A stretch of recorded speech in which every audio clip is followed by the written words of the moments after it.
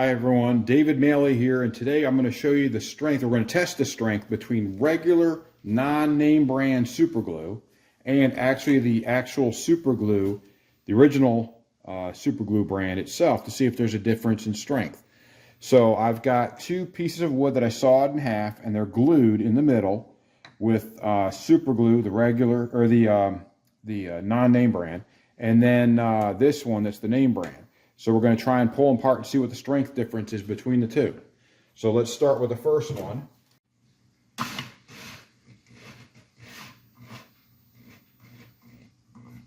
What's it say?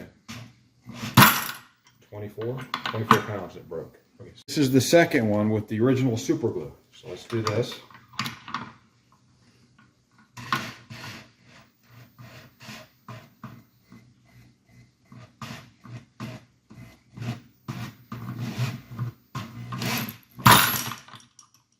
That one held and snapped the thing fell out the back instead.